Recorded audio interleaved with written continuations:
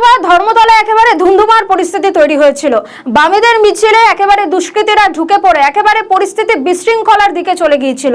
ধর্মতলায় ধুন্ধুমার কাণ্ডে ধৃত 16 জনকেই এবার জামিন দিল ব্যাংশাল আদালত। মঙ্গলবার আদালতে তোলা হলে পুলিশের তরফে ধৃতদের জেল হেফাজতের আর্জি জানানো হয়েছিল। 30 তারিখ পর্যন্ত হেফাজতের নির্দেশ দিয়েছিলেন বিচারক। কয়েক মিনিটে সুপ্রিম নির্দেশের জেরেই বদলে গেল রায়। জেল হেফাজতের নির্দেশের বদলে ধৃতদের জামিন মঞ্জুর করলেন বিচারক। নিট প্রশ্ন ফাঁসের প্রতিবাদে দিল্লির আন্দোলনের আজ পড়েছিল কলকাতাতেও। গত শুক্রবার শিয়ালদা থেকে ধর্মতলা পর্যন্ত বাম ছাত্র সংগঠনের ডাকে নিট কেলেঙ্কারির প্রতিবাদে মিছিলে বহু মানুষের সমাগম হয়েছিল। পড়ুয়া অভিভাবক ছাড়াও অংশ নিয়েছিলেন বহু মানুষ। মিছিলের শেষ পর্যায়ে নজিরবিহীন অশান্তির সাক্ষী হয় তিলোত্তমা। সাংবাদিকরা খবর করতে গিয়ে রীতিমতন আক্রান্ত হয়েছিলেন।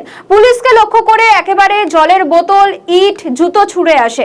পুলিশ একেবারে পরিস্থিতি সামাল দেয় এবং তারপরই 16 জনকে গ্রেফতার করে। আর এবার সেই 16 জনকেই জামিন দিল আদালত।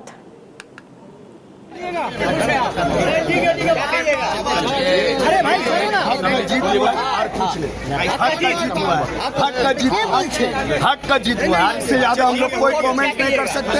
आप लोग हम लोग ठीक है, क्या बोलिएगा, कैसा लग रहा है जब छोड़ा गया? संविधान का जीत है और देश का छात्रों का जीत है। बहुत लोग आप लोग का साथ है बाहर भी, कोर्ट के बाहर में। ये देश का छात्रों के लिए